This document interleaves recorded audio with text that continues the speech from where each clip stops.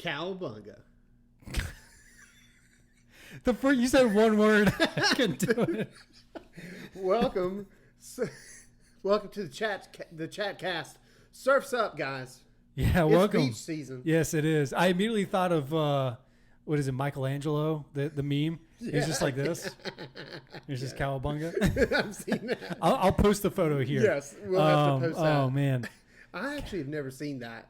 You haven't seen that meme? The original movie. They're terrible. They're so bad. Yeah, they're really bad. They're you can see heavy through the mouth at the person. Probably not that bad. Okay. Well, I'll tell you what. Let's introduce ourselves first, and we'll go in. Will Cates. This is Will Cates. I'm Austin Bagwell. Welcome to the chat cast. Yeah, we're here to chat about stuff. Literally anything. Mm-hmm. The first two. I mean, I think there's only two that were made. That were made in the '90s movies. They actually carry over one from the other. Like this number 2 is actually a sequel of the first one. Yes, but the third is some just like random his own story. I don't know. I don't know if I've seen that one. But like they get pretty heavy. If I remember correctly, in the second one of the turtles almost dies because he gets beaten up so badly, and the way that they rejuvenate him is they just put him in a bathtub full of water. I'm not kidding. But in a way, though, if you think about it, like if I had a turtle, if I was a kid, and my turtle was not acting normal, something's wrong with him. Right. One of my first problem-solving methods would be to put him in some water. Right? We got to get him to a pond. Where's the nearest bathtub full of water? Of course, any bathtub full of water is going to be filled with treated water, which is chlorinated, which would be terrible. Yeah, it would definitely be bad for him. I would, we had a pond out behind my house, not behind my house, but nearby, growing up, and I would have took it to the pond probably and just like sat it next to the water and hoped he would just anytime it starts crawling towards the water, like no, just look at it. Just look. You're just domesticated look. Now. You're mine. You're a Cates. You can look at this water. Don't touch. I've told you about the time I found a like snapping turtle though. No. So I found a snapping turtle, like a big one. But I was too young to know that, oh man, this could be a snapping turtle. Mm-hmm. So I went and I picked it up. I was like, ooh. The hissing and open mouth didn't give it away? Dude, no, it wasn't doing any of that when I picked him up. But when I got him to like right here, he like lunged out and hissed and like his head, and I was terrified. So I dropped him. Like from high up. Oh, so wait, you were face to face with this? Yeah, turtle. I lifted it, and he was like, so you're right at my face. So, Will, I'm going to go ahead and tell you, your survival instincts are trash. Really bad. I'm not going to be face to face with an animal that's not mine. Back then, it was more like I had like Snow White, like the nature's animals are all friendly. I was like, too much Disney. Yeah, too much. Hey, Disney. Mr. Turtle, what's your name? It was the raccoon scene from Elf, basically. Yeah, or Possum or something like that. Yeah, absolutely. But it basically, I dropped him and he landed shell down. Okay. Cracked his shell. Yeah, and he started bleeding from his shell. Yeah. So I felt really bad. So I just put like the piece that had like broken and put it back on there.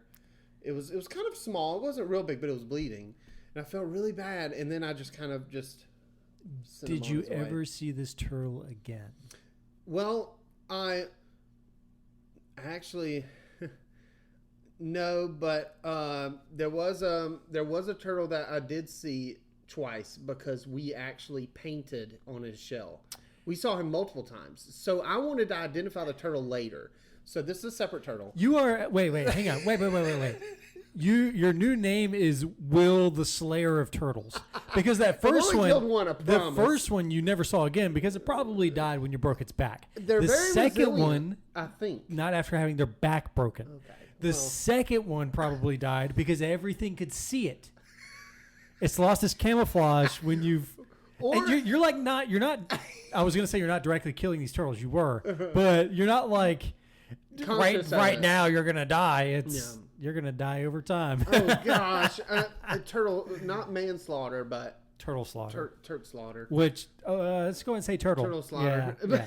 Well, the second one, the turtle that I painted, I wanted to identify him when I saw him in the yard. The idea was good. Okay, if I paint this turtle... Why, like, hey, I want to see you again? Why that specifically? Because I just thought it'd be fun to, like... That's the one I painted? I can't bring him in the house, but I'm going to make this turtle mine. So I painted my initials on him. But I like to think he was sporting it. Like, was it like a tattoo, Yeah, until the bird was like, oh, there's that turtle. And they swooped down, and ate it. My brother did it in a more vicious way with a squirrel. He shot a squirrel with a paintball gun, and then it didn't kill it, but it dyed his hair on his butt kind of like bluish purple. So we spotted him for a while in the yard. Let's move on from attacking animals. We're a very pet-friendly show. We are a very Yeah, I've got Speaking 13 of, chickens. He's got 13 I've got chickens. 13 chickens right now. And they're very cool and very healthy. Yeah, 3 are out in the coop. We got them about a month ago. And the other 10 are in the brooder. We've had them for, at this point, 2 days. Yeah. So it's really exciting. I was very surprised. The rule of thumb when it comes to raising chicks is that expect at least 1 out of every 2 or 3 to die. That hit me hard when my girlfriend Jen, she's a teacher, and she incubates chicks for her kindergartners. And when she first did it, there were several that just didn't make it, and one that actually had leg problems and was kind of limping around. Felt really bad for him, but then I learned that is it's pretty very common. Yeah. So when I called the first 3 that we got the big 3. Yeah. So when the big 3 all made it to the coop, which at that point they're pretty much good to go. Yeah, for the most part. A month, you'd say. Yeah, they're about a month old. We just went out and looked at them. So the only thing at that point, until they get all their feathers, is you just got to regulate their temperature. Aside from that, they're good. Yeah. So I was actually very surprised that all 3 made it, if I'm honest with you. And then the other 10, again, they're a couple days old, but they're all thriving. They're doing pretty good. Incubated. Yeah. We got 5 Buffingtons and 5 Leghorns. And when my wife picked them up, she immediately texted me and said, "We've got 5 buff legs." And I was like, "What?"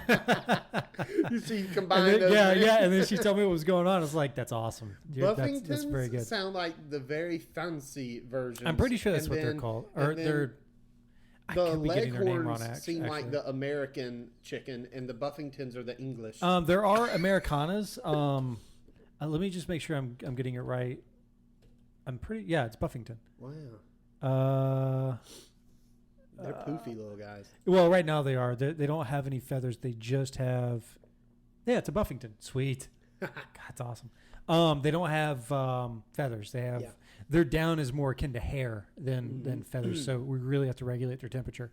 Which, with it being April, it's pretty easy to do right now because it's not as cold. It's not extreme right now. Yeah. It still gets a little chilly at night, cold enough to kill them if we're not careful. But it's not like that all day long. So they're pretty good.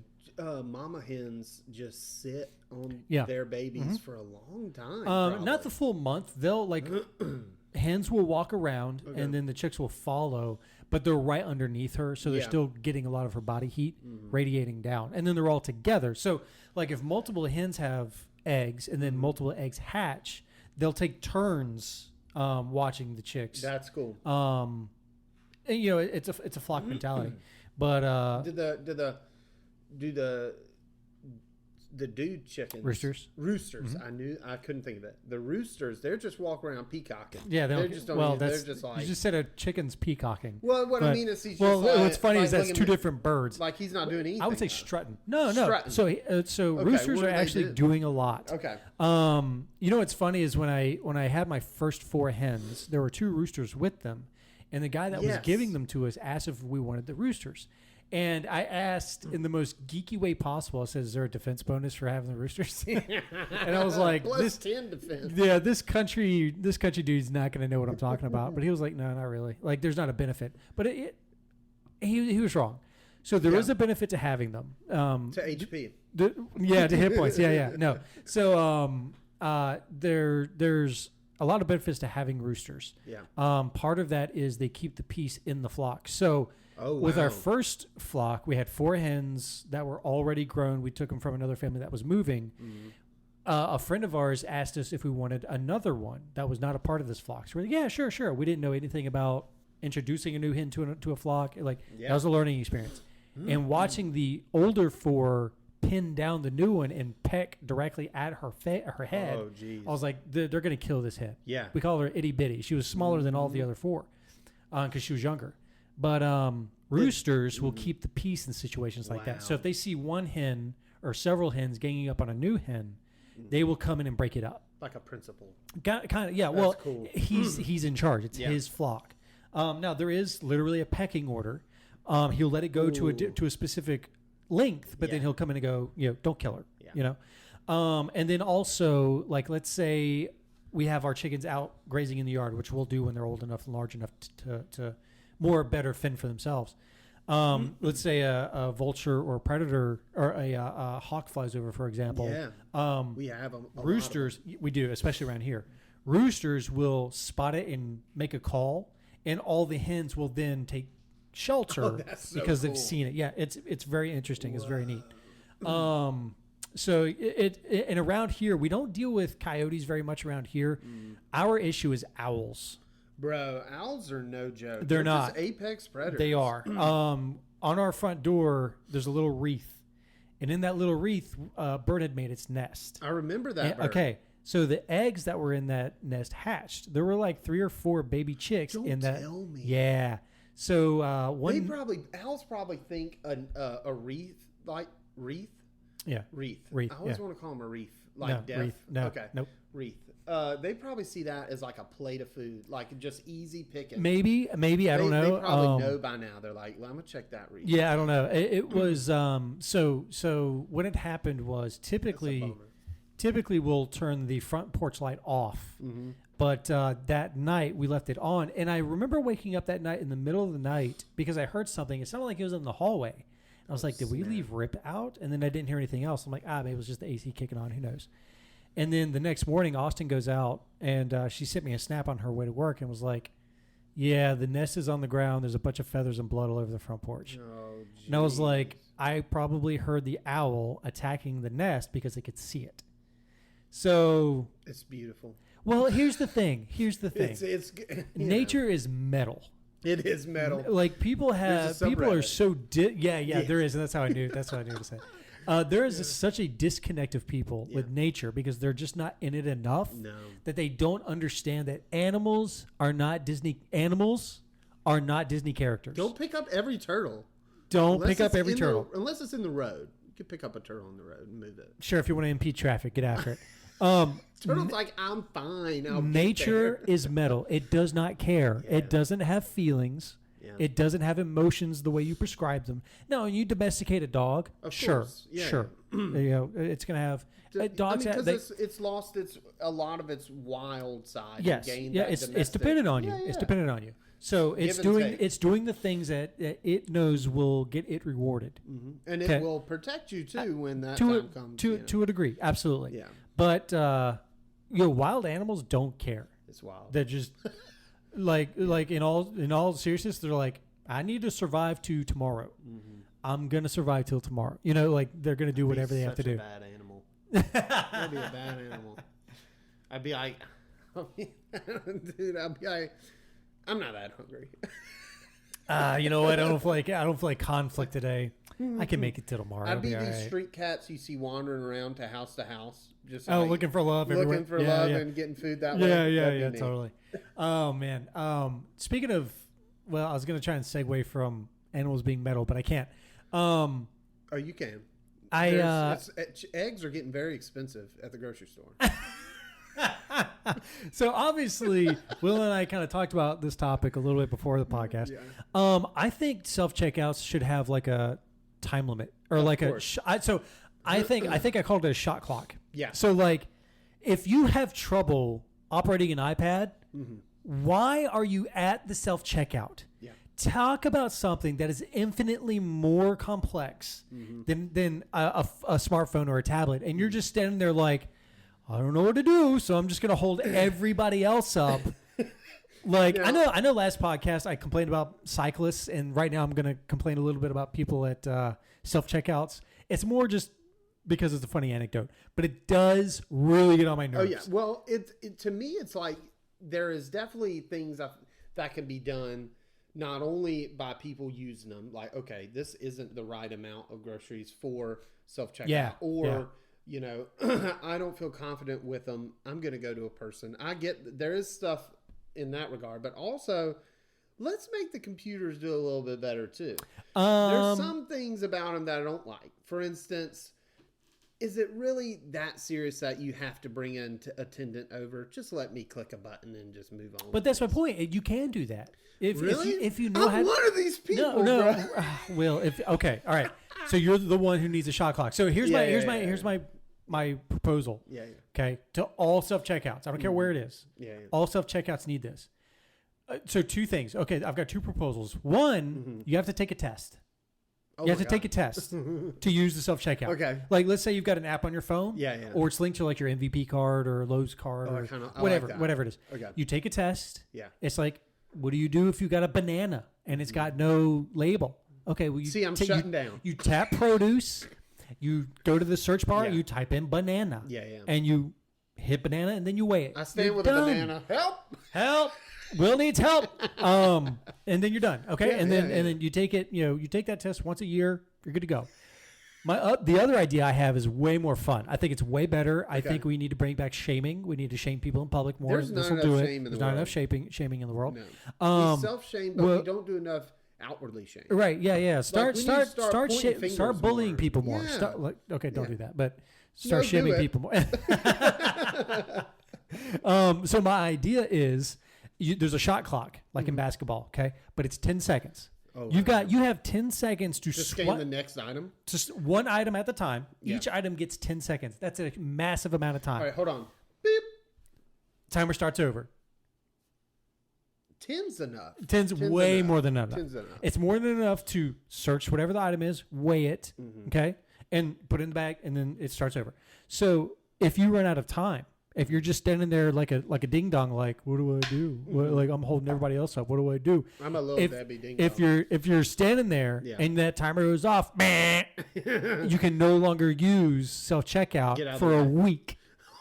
7 days, because that's how often I go to the grocery store. Once a week, right? Make that beat 7 loud. days. Make it a good burn. That's what I'm saying. Like shame. Like it's a buzzer from a basketball game. Not good enough. Leave. Like you have to get out of line now. Oh gosh, yeah. Whatever you scan stays. And eventually, you would have people. I feel like they'd get used to it, and then it wouldn't be so. At first, you'd have a lot of people messing up on these because I know there's. I disagree. Lot of people I don't think so. You'd be surprised, dude. I don't think so. Here's something I learned though about these machines. About that, we know there's human error for sure. Like, sure, I'm of course. One of them. Yeah. But the machine. I, Will Cates, am a human error. I want you to be a politician, and that's your slogan. A vote for me is a vote for human error. We'll get through it together. Sounds like a Simpsons character. I want you to tell me what to do. That's how it's supposed to work. Yeah, but I would go to the grocery store and then I would scan an item and I get ahead of myself and I'll sit something down in the bag too quickly. I'm too fast for the machine. Okay. And then it says, please remove unscanned item, because it does it by weight. Because I did something where if I have like 3 of Cheetos, I may like get one and go like beep, beep, beep, and then it gets thrown off. So what I found weird though, that's not the computer's fault. That's your fault. But check this out. Okay, go ahead. There's a flaw. All right, go ahead. So I still think it's you, but if I was a criminal, I would take advantage of it. I'm too nice and too moral to be a criminal.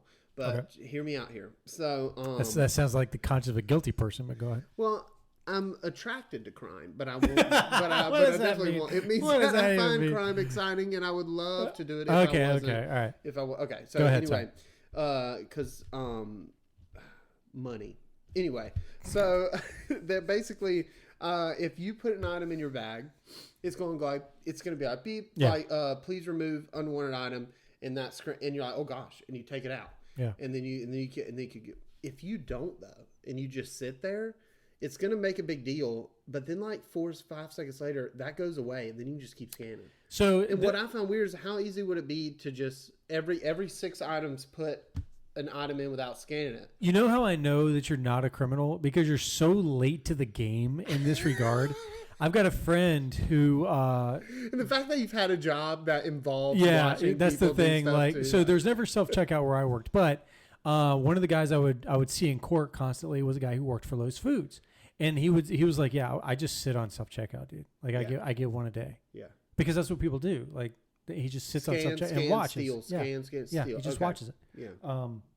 So That's like wild. I actually had a really good case with him. Yeah. One of my stores was right next to Lowe's Foods, and I watched a dude jack something like 8 or 9 polo shirts, jam them into a bag, and immediately leave. So I had to catch up to him. Yeah. So I follow him down the sidewalk. He goes into Lowe's Foods, and I haven't quite caught up to him yet. Hold up. He stole those shirts and then walked into another business? Yeah. That's just it's right next door. That's just not the way It gets way better. He walks in, and I know where this guy's office is. So I go to the office, like, "Hey man, what's up?" He goes, "Hey, what are you doing here?" I said, "The guy that just walked in." I looked at his monitors, and he's already watching him. I said, "Him." He goes, "What's up?" I said, "He just stole 8 polo shirts from me, and he's already watching them." As he's watching them, he steals 8 steaks. Like, just pulls them right out of the cooler, right into that same bag.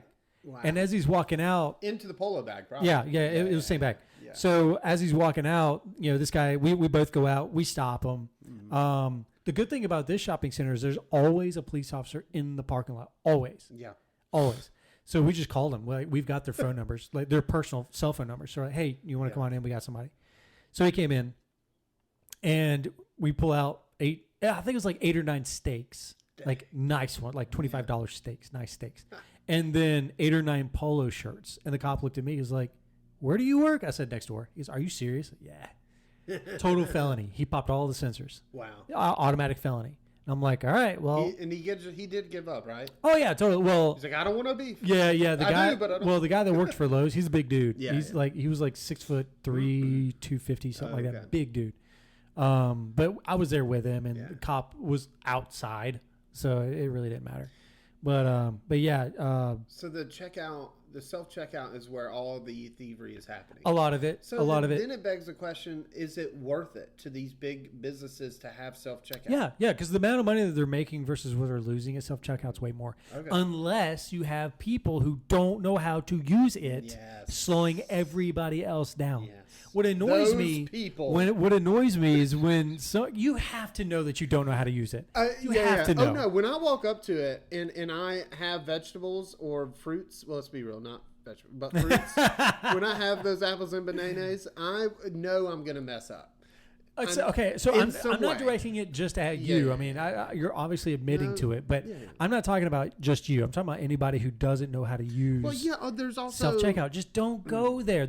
When I look down the line and I see 3 cashiers standing at the end just waiting, that's another thing. Normally, that annoys me. Like, you belong down there. You don't belong here. And it'd probably be just as fast for you, faster than it'd be waiting way in faster. line to go to and the faster person. for me. Yeah, but here's the thing: if I have a whole lot of groceries, and it's like, I don't know, 9:30, 10 at night, and there's hardly no one in there, I think using self-checkout on a bunch of groceries is fine if there's no one waiting. I agree. Yeah, but it's about being considerate. It's about your surroundings, and I think that a lot of people feel like, and this is in a lot of scenarios, if they feel like the way they need to be treated or they feel like the way things should go for them should always go this way regardless of the scenario, but you need to read the room.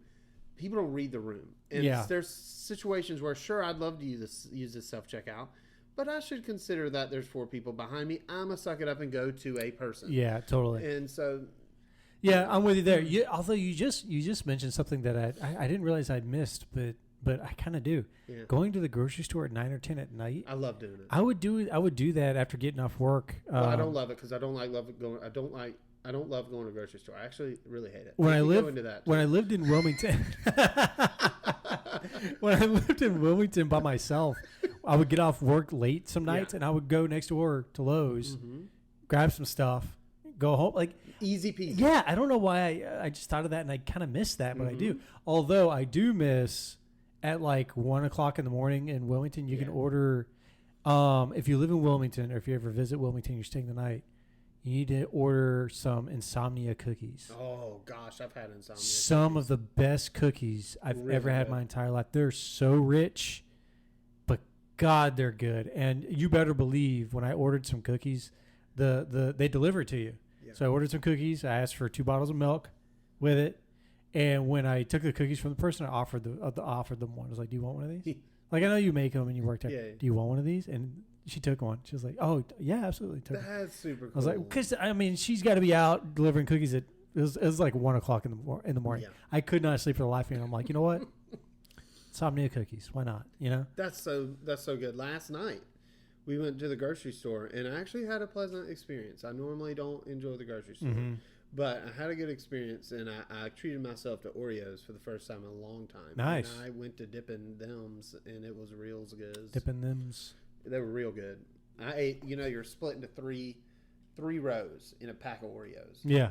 I sat down and was eating Oreos, dipping them in milk, and realized I ate a whole row. Oh no! I was gonna ask how many rows it. Row. Oh, okay, just one. One row. Okay, all right. That's not terrible. But at the same time, it's a lot. It's substantial. It is a lot. That's a lot of calories. Yeah, absolutely. I went to the doctor to recently. then go to sleep immediately. Yeah, yeah. Oh god. I went to the doctor recently and learned that I've got high cholesterol and high triglycerides. So whoa, high triglyceride. Yeah. What is do you that? know what that is? Sounds no, acidic. okay. Don't worry about it. All right. I just need to lower my red meat intake, my bummer. carbs. Yeah, dude. It's literally meat and potatoes, and that's what which I is love. Our bread and butter, yeah. which I also love. Yeah, I love that too. Yeah. So I got to lower my red meat intake, lower my carbs. But also before you go in, you got to step on the scale. You do it every time. You got to step on the scale, take your vitals. And I am gonna place a caveat on this. I didn't take my boots off. So I'm wearing boots. Like when I offer and they say no, it's okay. And I'm like, it's gonna add weight. I'm like, why don't you actually want to know? So I didn't take my boots off and I didn't empty my pockets. So I had keys, phone, wallet. My wallet weighs at least 10 pounds. No, but I always want to empty my pockets, take off I want my this shoes. to be Like, accurate. No, that's okay. I want to be accurate. I'm better. 199 pounds. Whoa. Yeah, most I've ever weighed in my life. You don't have to give me that kind of reaction. It's no, but I actually think that's impressive. That's I was why I'm like, whoa, because I'm over 2. I was like, that's good. Where did this come from? So then 2 weeks later, I went back. I had some labs done, had some blood drawn, labs done. And they weighed me again, 197. I'm like, okay, good. I haven't starved myself, but I've cut back. Like, I'm hungry at work. All right, I'm really hungry at work. But anyway, I was that completely because it was a struggle for me to gain weight when I was younger. Like a struggle. When I deployed to Iraq, I was 155 pounds. Wow. And I was 21. I'm 5'10". I was 155 pounds. And when I got back, I was 175 pounds. Lean. Lean. I was just lean. Machine. Like I looked good. Yeah. But it was because 2 things. When I got to my unit, my first sergeant immediately gave me the radio, like this giant radio I had to wear on my back everywhere I went. And then also gave me the 240 machine gun. Whoa. It's a 26-pound machine gun, unloaded. So I'm carrying that thing everywhere. And then also, oh man, first sergeant was great. We went to a fire base for a couple weeks. So a fire base is like there's no showers, there's no toilet. It's a box that you do your business into a barrel, and somebody has to drag the barrel out and then burn what's in it. Like that's how you get rid of it. Like we have power through a generator. That's it. So we're out on the fire base for 2 weeks, no showers or anything, and we get rotated out for a night, one single night. And we go to a nearby base that's been established for a long time. So we go there, immediately go to the dining facility, get in line. We're nasty. We're dirty. We're gross. We stink, but we want some food. Yeah. And we're standing in line, and the mess sergeant walks up and says, "No, you guys can't come in." And my first sergeant... Because of that? Because we were dirty. Yeah. First sergeant walks up and says, "I'll clean it up." He says, "Move out of the way. We're getting food." Oh, yeah. And the mess sergeant was like, "Well, first sergeant, I can't allow it." He goes, "Tell whoever you have to tell, we're getting food." And he backed off. Put it on us. He did. That's what he said. First sergeant always looked out for us. Yeah. And so we go through the line. We're getting food and everything. And I sit down. I sit down. And first sergeant's sitting directly across from me. And first sergeant is a man I've only ever seen smile twice. And both times, I wouldn't necessarily say at my expense, but both times I was present for. I've only ever seen him smile twice. And so he's sitting across from me, and he's very, very obviously inspecting my tray of food. So I'm sitting there. I look at him. Is he in front of you? Oh, yeah. He's directly in front of me. So I'm sitting there, and he's sitting across from me, and I see him doing this. What is it? And he's like, Bagwell. Yes, sir, Sergeant. I don't see any succotash on your tray. Do you know what succotash is? Yeah, only from the cartoons. Okay, so it's corn and lima beans is what it is. Okay. It's 100% a southern dish. Yeah. But it's corn and lima beans. I don't see any succotash on your tray. I hate lima beans. I hate lima beans with a passion. I don't eat beans, but lima beans look the least attractive. I just hate them. But I'm sitting there and I'm like, I didn't know they had succotash. I'm going to go get some. I love some lima beans. I straight up lied, 100% lied. So I walked up, grabbed a bowl, and whatever first sergeant wants, you give it. You give it. And he wants me to eat lima beans, and I'm gonna eat lima beans. The reason was because I was so light. Yeah. Anything he didn't want to eat out of his MRE, or anytime we went to the dining facility, and he would tell me to get more food, I had to, is to put on weight, and that's how I got stronger. Mm. But yeah, I hate lima beans, but boy, you better believe I ate that bowl of succotash. And just choked it down. Like each of the it's great. You know, it was so gross. Beans, I just don't understand. I love beans. But lima beans. Do you really love it? Yeah, dude. My wife made I know you did. And you didn't eat them. My wife made ham and bean soup. I'm the problem. From scratch, by the way. Yeah. She soaked those beans. There were dry beans that she soaked. And you didn't eat them. My bowl fixed already. Yep. Poured. And you were like, oh, I don't like them. Can I have a grilled cheese? I just ate a grilled cheese. No, I'm just giving you hell. No, but then she fixed me chicken nugs, and they were very good. I'm just kidding. I was going to say, what? How did I miss out on chicken nuggets? Made me chicken nuggets and fish sticks. What? Very good. Anyway, yeah, that was... No, but really, I don't... Lima beans are these... They don't even have the decency of being normal shaped. So some people call them being normal shaped. They're pretty much shaped like every other bean. No. They're different for sure. They're really not. They're kind of like little flying saucers. They're like the shape of a... Am I thinking right? They're sort of like... Imagine a bean but flattened. Like I think of a... and they're green, dude. I don't mess with it, dog. You ever had them flying saucer-shaped beans? I don't like them flying... Oh, man. Sometimes you get them confused with butter beans. Some people call them butter beans versus lima beans. Yeah. They try to trick you. Yeah, but it's a lie perpetuated by Big Bean, and they try just to get you to eat more. I don't trust that dog in them commercials either. Well, that's Bush's baked beans. Those are completely different. What are we even talking about anymore? I don't even know. But these flying saucer beans, the flying saucers. Wow. You know what? You brought it up twice, so I'll go ahead and talk about it. Talk about it. I haven't told you this. I don't. So I'm gonna put a caveat on this real quick. What does that mean? Like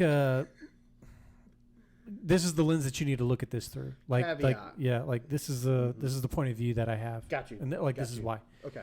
I don't not believe in aliens, but if they were to come here, two things. One, they wouldn't come. They would send drones. Yeah.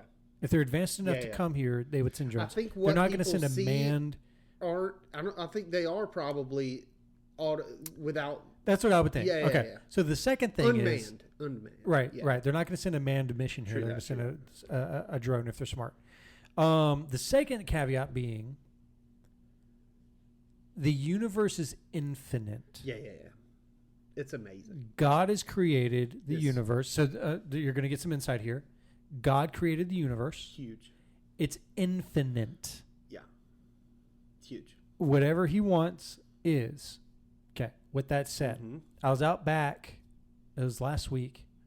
I was outside. I was walking in from checking on the chicks. It was a super clear night. And I think we talked about this in the last podcast where sometimes I'll just go into the backyard and I'll just be out there. You had an encounter of the first kind. So I was standing there. It was super. No, it'd be the third kind.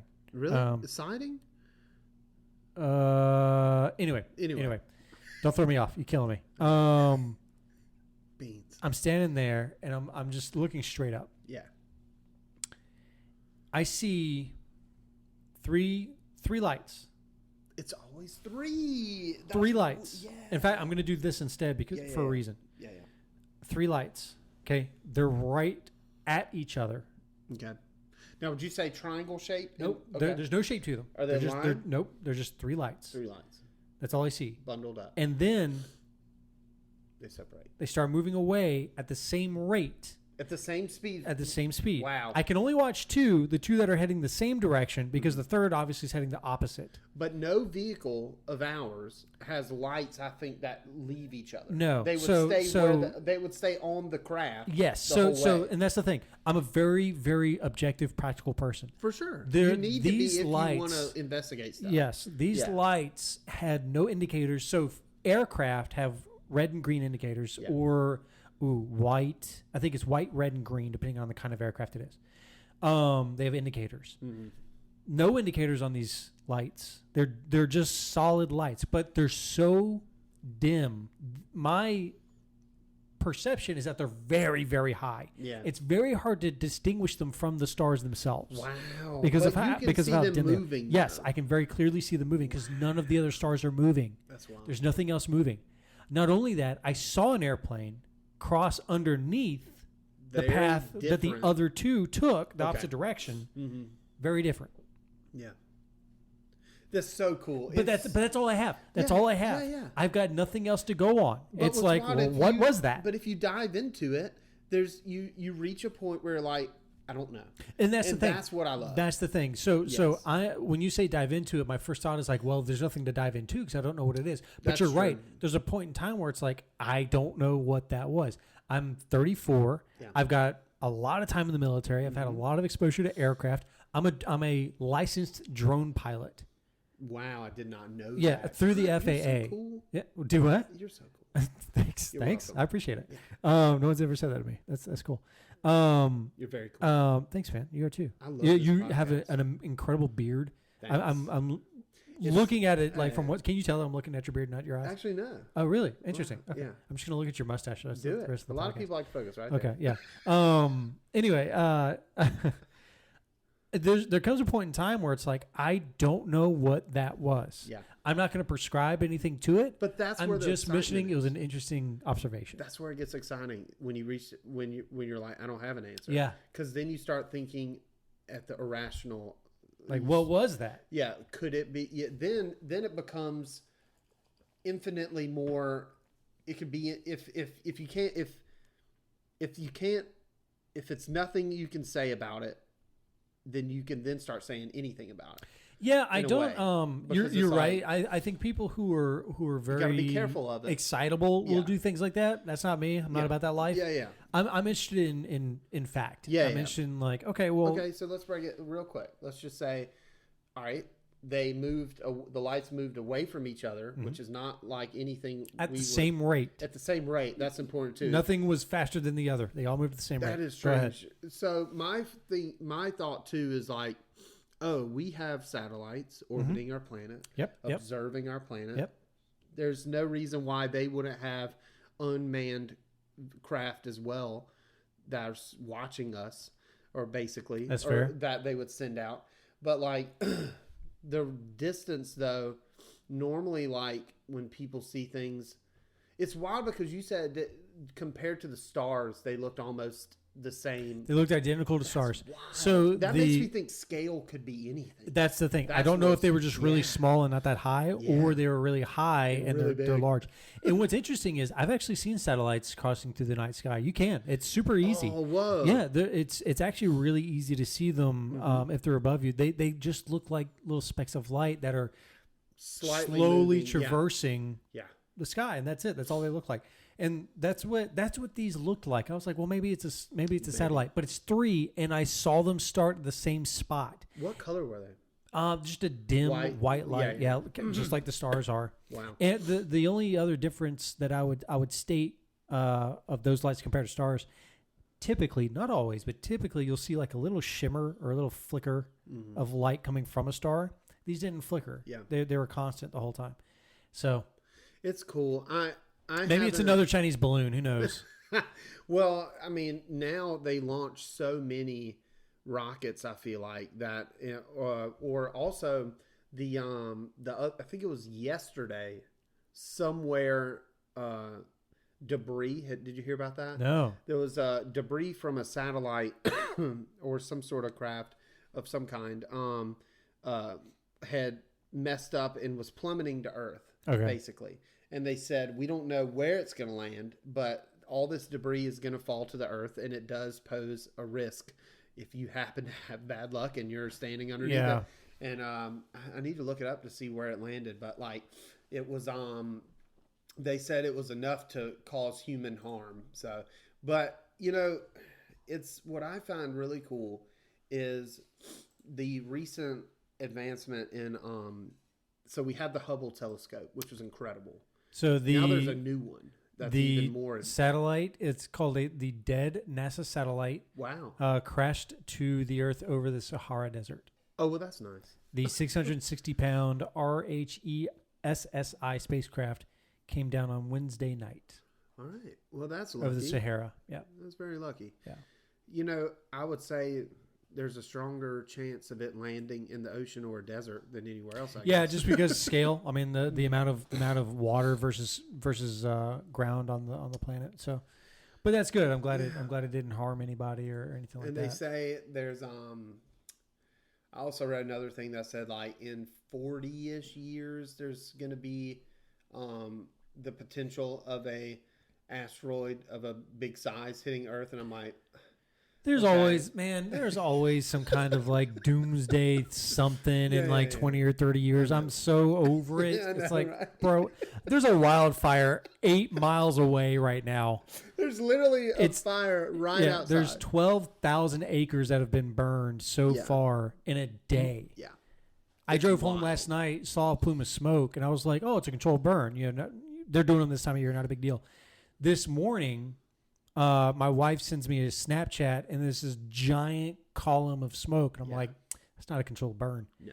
And I immediately looked it up and saw that there's a wildfire that's burned. At the time, it had only burned 7,000 acres. So now it's probably more. Well, it is more. So about 2 hours before we started the podcast, one of our mutual friends texted my wife an article, and it's bumped up to 12,000 acres.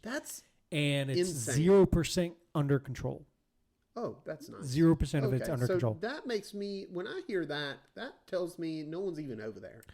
Oh no, they're there. They're there. It's just so big. That's got to add 5%. Yeah, it's observing it. It's one of those situations where, and you and I talked a little bit about this before the podcast, where I'm a little excited. Yeah. So I don't want my house to burn down. It's insured. If it does, okay, we'll rebuild. Not a big deal. There's that primitive feeling, though. Yeah, there's this feeling of like, okay, this is kind of exciting. It's something different. I get to be so we've prepared for things like this. Right now, right this second, we've got 3 or 4 bags packed by the door. Yeah. My clothes, Austin's clothes, Audrey's food, in case we need to leave. Mm-hmm. And currently, the plan is if it gets too close, which we're monitoring it. If it gets too close, Audrey and Austin will leave first. I'm going to stay here for a little while, kind of manage things, kind of keep an eye on things if I need to. And then if it gets too bad, then I'll leave. Yeah. But it's there's something. There's kind of this primal feeling of excitement involved with it. It's when a hurricane is coming, and everyone around you is preparing to leave, and you have that feeling of I got this. Stay. Yeah, I got this. And I really want to watch from the window the whole time. Yeah. Absolutely. Did I ever tell you when Florence came through how I went through that storm? No. So you obviously remember Hurricane Florence, how bad it was. I did leave. I was going to ask if you were down here or not. So you were down here, but you went back to Durham. But I did leave to Durham, yeah. So at the time, I wasn't living out here. I was living in Zebulon, and I was living by myself. And so power went out pretty quickly, pretty fast. And so the sounds are crazy. What I did was I decided, you know what, I'm going to watch the storm. I opened up my blinds, opened up my front door, like literally opened the door. There's no glass door. It's just open. And I'm watching the storm. Yeah. And then it got dark. And I'm like, well, it's dark. I can't see anything now. So I started watching movies on my laptop. Well, laptop died. Oh, yeah. So then I started watching movies on my tablet. Tablet died. And I'm like, well, I don't want my phone to die. So so you're beating me to the punch here. It was like 7:30. It was 8 o'clock. It was super early. It was super early at night because it was just so dark from the hurricane, but it was still pretty early in the year, or like in the summertime. But I'm being distracted by my beautiful wife and daughter in the other room. So it is. I love them so much. So it was dark. All my devices' batteries are dead. I decided to light a candle and start reading a book. Wow. After about an hour, the only way we're reading a book is if a hurricane comes through and forces us to read a book. I was so bored. So I decided to get drunk and go to sleep. I had a little bit of Jack and Honey left. Yes. And I drank it straight and got drunk and went to bed. I was like, you know what? It'll be done in the morning. And then after that, I started whittling. So this got really down. Oh, I woke up the next morning and called my mom and dad. They were about 45 minutes away. I'm like, hey, how are you guys doing? Do you guys still have power? I don't have power. They're like, yeah, we've had power the whole time. I was like, I should have gone to their house. But it was so late in the storm that I didn't feel safe driving in it. But those noises, it's exciting. It is, but I tell you what, when you're by yourself and it's very quiet, it's not necessarily freaky. I was just bored. I was so bored, dude. Yeah. I think that I don't know if I think part of it was I saw the movie Twister at a really young age. Same. Twister. Great movie. That movie captures that feeling of this is exciting. They keep getting closer, and you're like, why are you so close? They're like, Bill we Paxton. need to go closer. Oh, yeah. Dude, like, Bill, I've never met a so human good. being. If I was a storm chaser, first of all, it takes a special kind of person to want to drive it towards a tornado. Okay. So it takes a crazy kind of person to go, we got to get closer to put these pieces of metal into it. We got to get underneath it and suck up Dorothy. And you're like, at that point, if I'm in the passenger seat, I'm really contemplating grabbing that steering wheel and just yanking it. Yeah. I'm like, I'm here for the ride. I'm here for it. But you're trying to kill me right now. Yeah. For real. But his team was rad. One of my favorites from his team is when the two guys in the nav truck and the navigation truck are arguing about rolling the map versus folding them. Yeah, Philip Seymour Hoffman is the actor. Is he? Oh, he's so is. You're good. Right. He's hilarious. I forgot he was in that. in a comedic role, and it was really good. Yeah. He was there's. I remember the part where they're all really hungry and they're like, get the food. We need food. Yeah, food. He's a really young actor in that movie, dude. You know what's wild is my brother's wife, Emily, her mom dated him before he was famous. Yeah, wow. Pretty cool. Yeah, that is cool. Wow. I know. Small world. That's the whole story, but it's really cool. Somebody I know knows a guy. Well, it's okay. My wife knows a professional NBA player. Oh, really? Yeah, they grew up together. Oh, wow. Yeah, Very cool. I mean, they don't have any contact, but she knows. Did you know I've never met a famous person where I'm speaking to them? I've met a few. It's interesting. Yeah. Of course, to me, different types of famous. Yeah. I really don't care about actors, if I'm honest with you. Like, I don't want to be rude, but like if I saw Tom Hardy in the supermarket, I might say, hey man, I appreciate your work. Yeah. That's about it. Meanwhile, I'm like, yeah, I wouldn't do that. I'm not trying to make out with him. No, not hubba hubba. I would say hubba. That sounded like a hubba hubba. I mean, I would just start. I would have nervous voice probably for sure. It's like, oh, is that Tom Hardy? Get out of the way. No. I love that. It made it sound like I was eating something. Oh, is that Tom Hardy? Let me eat this cheeseburger. He's going to be impressed by how I eat it. I will say that there are several several guy actors, like for instance your Brad Pitt or your Tom Hardy or your Bradley Coopers, where I would feel like a nervousness around them because they're almost like, I don't want to say, but their looks have a part of that because they're almost like these mythical beings, basically. Like if I met like Steve Buscemi, of course. So I would be excited, but I wouldn't be as nervous. But meeting like Brad Pitt or like Bradley Cooper, I'm like, oh my God, I hope I look okay. No, I get that. I understand that. There is a level of like, you can respect a guy's, you absolutely can. I mean, that's totally fine. I don't think there's anything wrong with that. But like for me, man, there's who is that for you? Who would you be nervous meeting though? Nervous, excited, nervous meeting. excited. Okay, Yeah. I mean, you can say nervous. That's fine. Yeah. Nervous meeting. Interesting question. Mm-hmm. How would? Even if they're not alive, that's okay. But like, No. They're definitely alive. David Goggins. That sounds familiar. Who's David that, Goggins. He did a couple episodes on the Joe Rogan podcast. Yeah, that must be where I saw his name. He's a black dude who's a Navy SEAL. Him being black's got nothing to do with me being nervous about him. But I'm more or less describing him to see if you could a big, remember tough him. Big. Well, I think he's over 6 foot. Mm-hmm. Dude is insane. So his lifestyle is what would make you nervous. Bro is an animal, and I respect him so much for that. He ran. I think he said he ran.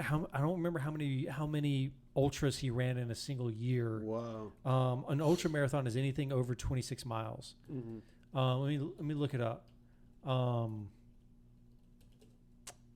There we go. He ran 800s, 8 weekends in a row. What? So he ran every weekend? He ran 8 100-mile races. That's 2 months of races. 8 weekends in a row.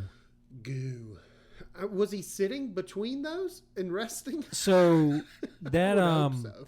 David Goggins does this thing called what is it? I think it's 8 by 48. I think it is. I could be getting there, or maybe it's 4 by 4 by 48. I think it's 4 by 4 by 48.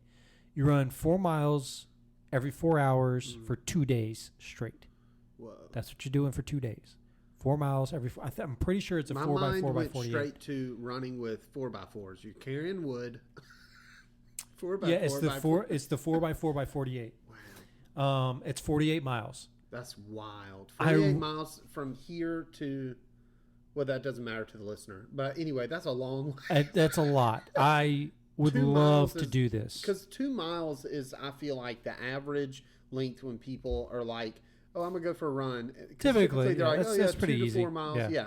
So to think of that times 20 is like. I really want to do this. Yeah. I'm looking at it right now, and it's like, I mean, that would be a weekend. You wouldn't see me for a weekend. Like, I wouldn't be able to go to church or anything. Well, you're running the whole time. That's the thing. 4 by 4, like in the middle of the night. How long? So early in the morning. Do we know how long that take? Where you're running? That depends on you. It depends on what your pace is for 4 miles. Though, if you stop and break for maybe like 5 or 10 minutes, in the run. Yeah. Okay, so how does that work? So the idea is every 4 hours. So starting at 12 a.m., you run 4 miles. Okay. Takes you however long it takes you. Yeah. The faster you get it done, the more rest you get. Mm-hmm. Okay, so think of it that way. Yeah. Let's say you're doing a 10-minute mile. That's a really long mile. But let's say you're doing a 10-minute mile. It's 40 minutes to run 4 miles. Okay. Okay. Yeah. So that means you've got 3 hours, 20 minutes to rest. Are you going to sleep that full 3 hours, 20 minutes? No, you got to come down. You got to rest. You got to stretch. Okay. Cool down a little bit. Hopefully you can get some sleep. Probably not, though. You're probably not going to get a lot if you can't get some. Mm-hmm. But I didn't know how that worked. yeah, I mean, honestly, I really am. I need to look at my schedule. I'm going to do this. You should. Well, here's the thing. You were recently telling me about how you were running your neighborhood. Yeah. When was the last time you did a neighborhood run? It's been a little while actually. Yeah, it's been a little while actually between work and Audrey and my business. I'm still training for a half marathon. Okay. Because after the half marathon, if you got into a ritual of running, I think you could get to where you could do that. Though. Oh, I'm going to do this like in 2 weeks. Oh, wow. Like legit. I'm not even kidding. I'm going to do this like soon. Oh my God. I'll let you know how it goes. Like when I ran my ultra last year, I did a half marathon the week or 2 weeks before. Yeah. Like I ran my first half marathon, and then right after that I did an ultra. Wow. Yeah, that ultra sucked. That was hard. That was really hard. I enjoyed it. I was done for the rest of the day. I was actually pretty good the next day. I was able to walk around. I wasn't like super sore or anything. Nice. But for me, that is a lot of my issues come with stretching. I don't stretch enough. Yeah, same. Anything. Same. Most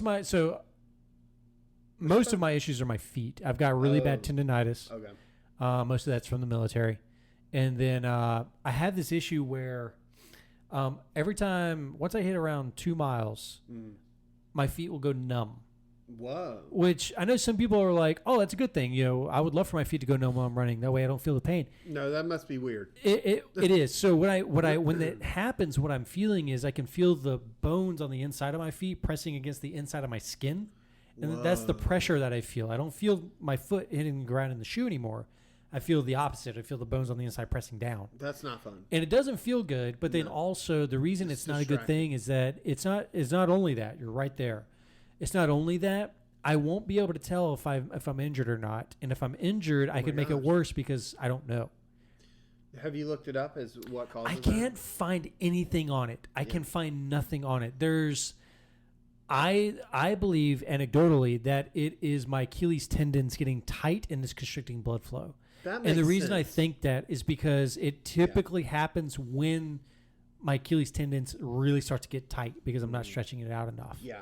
Do I know that to be fact? No. But what I'll do is when that happens, I'll stop running. I have to. I'll start flexing my foot at the ankle. Mm-hmm. And the feeling comes back after about 10 to 15 seconds. It's blood flow. And that's what I think it is. Looser it's not my shoes. knee. It's definitely not that. Because I tried that. Yeah, okay. Didn't do anything. Yeah. So I'm pretty sure that's what it is, but... The Achilles is wild, man. Brad Pitt played him great. Great movie. Great movie, yeah. Honestly, it bothers me how... Troy's the movie we're talking about. Yeah, Troy is great. It's a great movie. It bothers me how little respect or mention it ever gets because people talk about The Patriot, people talk about, which is great, and people talk about, I'm blanking, Gladiator. Gladiator's a great movie. But people don't bring up Troy, but it's so good. It's got a stacked cast, dude. It's got Eric Bana. It's got Sean Bean. Yeah. Brad That's a Pitt. Bean I like. Yeah. I can get down with Gosh, Sean Bean. your ability to call things out, do callbacks is impressive. Thank you. It's such a talent. I really want to use it just at some point in my life. I want to, because it's used a lot by comedians. Oh, sure. They'll bring back a joke. They'll bring up a joke, and then later they'll bring up another joke. And with this new stuff, it punctuates that previous joke. Yeah. I would love if I had the guts to really just go up on a stage and do it. But if I'm going to run a 4x4x48, you're going to do a little open mic night. Open mic night. Yeah. There's a place. I can't remember where it was. Yes. Have you heard of the theater in Moorhead where they used to do Crystal Coast Jamboree there? It's that little theater. I'm sure I've passed on Rendell it. Street. Yeah. So I'm just saying all these streets. It's all right. The listener in Idaho's like, oh, I know that one. Like I've already. Yeah, it's fine.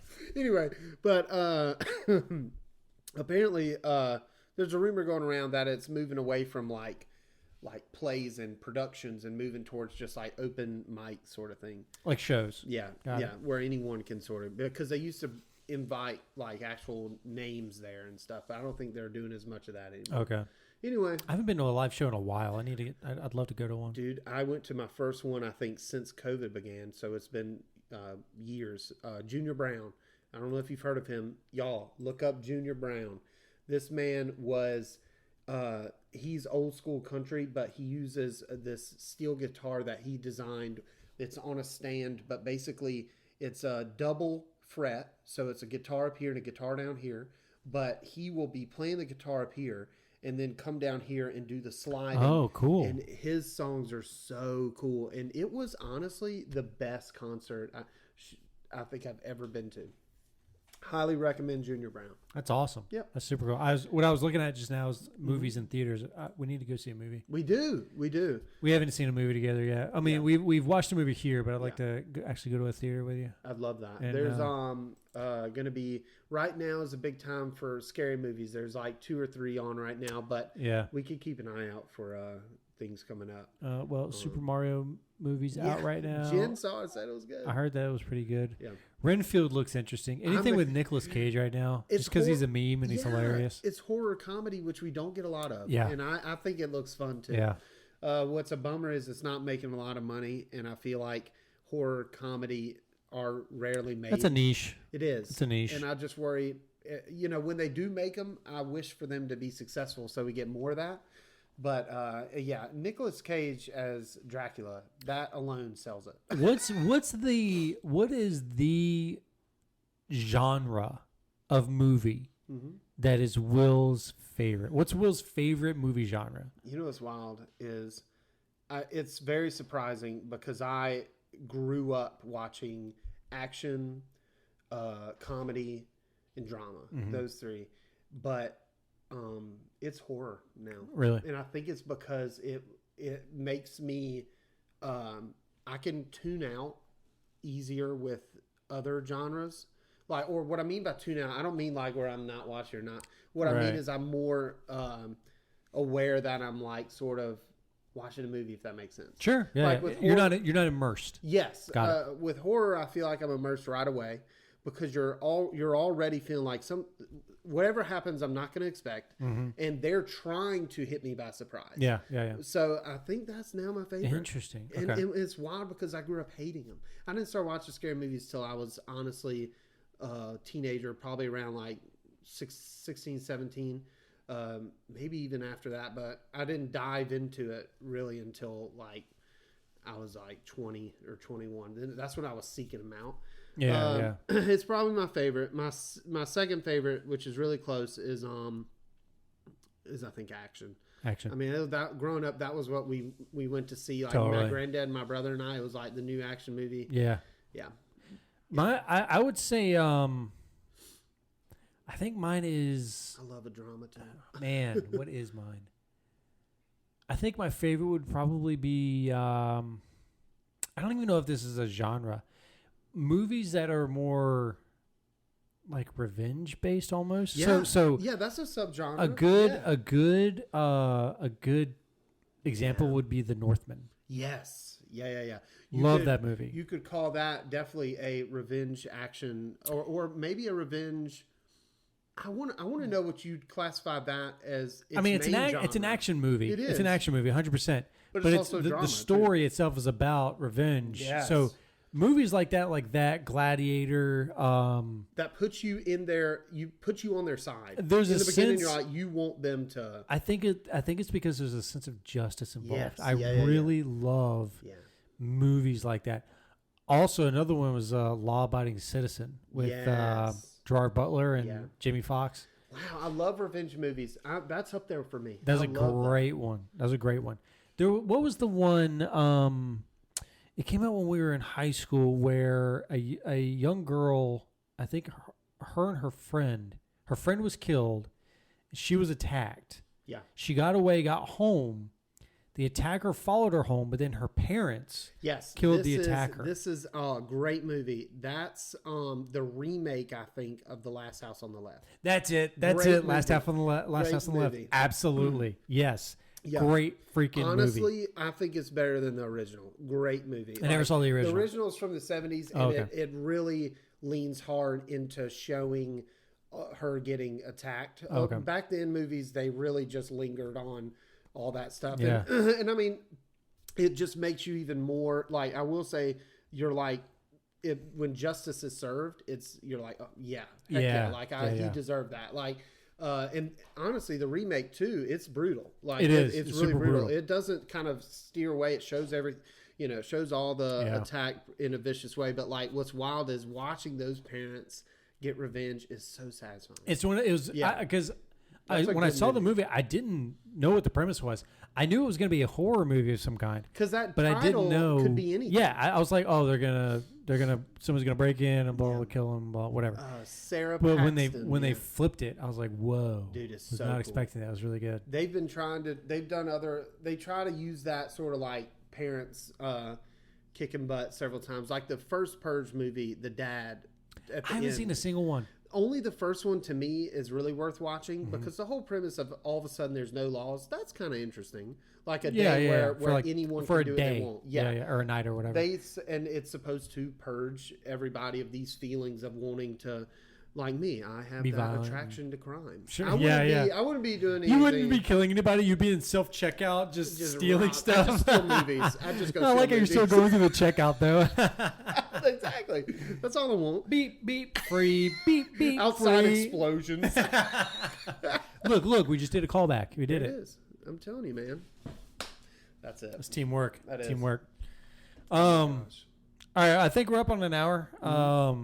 So I'm so ready for the next one. Yeah, me too. We want to thank y'all because this has been so much fun, and we got more in store. Yeah, absolutely. What do you want to leave them on? What's your willism to leave them on? Last time I talked about toenails. That's important. No, I want to repeat that. No, I would say morning showers are worth it. I know that there's advantages to not doing it, but there's something about a morning shower. For sure, if you don't do morning showers, give it a try. Are you a morning shower person? 100%. Me too. And I just think there's something about it that will really set your day off right. I agree. And so if you're not doing morning showers, give it a try. Another thing is don't eat beans. I don't think. Okay, I'm going to completely disagree there. I don't think you like them as much as you all are right, acting. So moving like you on, like beans are good. Morning showers are good too. I'll give you that. So dad advice. If you haven't already, start a 401k. It's very, very important to do that. I have zero faith that there will still be a Social Security fund when I retire. Start a 401k. Even I've done it, and look at me. I don't know what interest means. Just do it.